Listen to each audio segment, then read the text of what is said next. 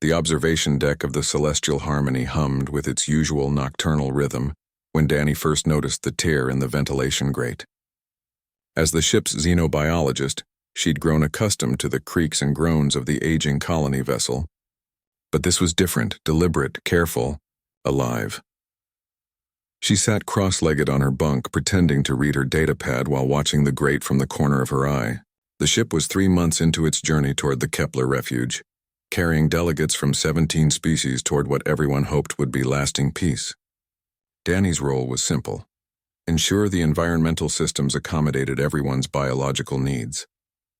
What she hadn't expected was to become a midnight sanctuary. A pair of luminous eyes appeared in the darkness behind the grate. Then another pair, and another, Vexorian cubs Danny's breath caught. The Vexorians were apex predators from Theta Draconis IV, their adults standing nearly 3 meters tall with obsidian claws that could shear through ship hulls. Their reputation preceded them: fearsome warriors who'd only recently agreed to the peace talks after centuries of territorial conflicts.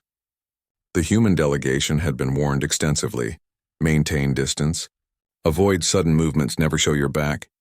Yet here were 3 cubs, no larger than earthhouse cats, their violet fur barely visible in the dim light. They couldn't have been more than a few weeks old. The largest cub, bolder than its siblings, squeezed through the grate first. Its oversized paws made soft thumping sounds on the metal floor. The cub froze, testing the air with rapid sniffs, its tail bristling with uncertainty. Danny set down her datapad slowly. "Hey there, little one." The cub's ears flattened and a tiny growl rumbled from its throat, more kitten than killer. The sound made Danny smile despite the absurdity of her situation. If adult Vexorians discovered their cubs had wandered into human quarters, diplomatic incidents would be the least of her concerns. "Lost?" Danny whispered. She knew the cubs shouldn't be alone. Vexorian young never left their parents' sides until they reached adolescence. Something was wrong. The other 2 cubs tumbled through the grate, landing in a heap of tangled limbs and muffled chirps. They looked even younger than the first, their eyes still holding that cloudy quality of newborns. One had a distinctive white patch on its chest, Danny thought quickly. The cubs were shivering despite their thick fur, and their breathing seemed labored. The environmental controls in the Vexorian quarters ran hot, nearly 40 degrees Celsius to match their homeworld. But the ventilation system between sections was cold, barely above freezing. She pulled the thermal blanket from her bunk, the same one Noah had given her before she'd boarded. Her research partner and closest friend had pressed it into her hands at the departure gate, insisting she'd need it during the long voyage. The blanket was oversized, woven with heating filaments that responded to body temperature. "Come here," Danny said softly, spreading the blanket across her lap. "You must be freezing." The cubs stared at her with those enormous eyes, instinct warring with desperation.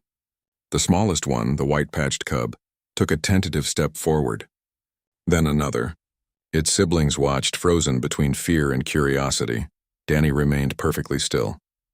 In her xenobiology training, she'd learned that Vexorians responded to calm authority. Predators respected strength, but they also understood gentleness when it came from a place of confidence. The white-patched cub reached her knee and paused. Its tiny nose twitched, gathering information from her scent. Then, with a sound that was almost like a purr, it crawled into the blanket's folds. The dam broke. The other 2 cubs scrambled forward, all pretense of caution abandoned. They burrowed into the blanket, pressing against each other and against Danny's legs, seeking warmth and safety. Within seconds, they were a tangled pile of violet fur and gentle chirping sounds. Danny wrapped the blanket around them carefully, creating a warm cocoon. The cubs immediately settled, their shivering subsiding. She felt their rapid heartbeats through the fabric, gradually slowing to a more restful rhythm. "There we go," she murmured. "Much better, isn't it?" Her communicator buzzed. Noah's face appeared on the screen. Even across the vast distance between their respective ships, he'd maintained their nightly check-ins. "Danny, how's the floating peace convention?" Noah's grin was infectious even through the grainy transmission. "Interesting," Danny said, glancing down at the bundle in her lap. "I've made some unexpected friends." "Oh? Do tell." She angled the communicator so he could see the sleeping cubs. Noah's eyes widened. "Danny, are those Vexorian cubs? 3 of them. Do their parents know where they are?" "I'm guessing no." Danny stroked the blanket gently. I think they got lost in the ventilation system. They're too young to find their way back. Noah whistled low. You know this could cause a massive incident, right? If the Vexorians think humans kidnapped their young— I know, Danny interrupted. But look at them, Noah, they're babies. Scared cold babies. What was I supposed to do? Through the communicator, she saw Noah's expression soften. This was why they'd been partners for so long. He understood her, even when she made decisions that defied logic. Keep them warm, he said finally. And in the morning, you figure out how to return them without starting an intergalactic incident. That's the plan. They talked for a few more minutes before signing off. Danny leaned back against the bulkhead, feeling the weight of the cubs in her lap. Their breathing had synchronized, creating a gentle rhythm that filled the quiet cabin. She thought about humanity's reputation in the galaxy: aggressive, territorial, unpredictable. Other species saw humans as dangerous, capable of great violence. They weren't wrong. But they also didn't understand the other side of human nature, the capacity for compassion that made someone shelter lost children, even when those children belonged to a species that could tear her apart. The largest cub shifted, stretching a tiny paw that pressed against Danny's hand. Its claws, miniature versions of the weapons its parents wielded, retracted instinctively. The cub sighed contentedly and nestled deeper into the blanket. Danny smiled. Tomorrow she'd face the consequences. Tomorrow she'd have to explain to Vexorian parents why their cubs had ended up in human quarters. Tomorrow there would be questions, concerns, possibly accusations, but tonight 3 small lives needed warmth and safety. Tonight she could provide that. As the ship sailed through the darkness between stars, Danny kept watch over her unexpected charges. The cubs slept peacefully, their tiny bodies completely relaxed. They'd chosen to trust her, to seek refuge with what their species considered a potential threat.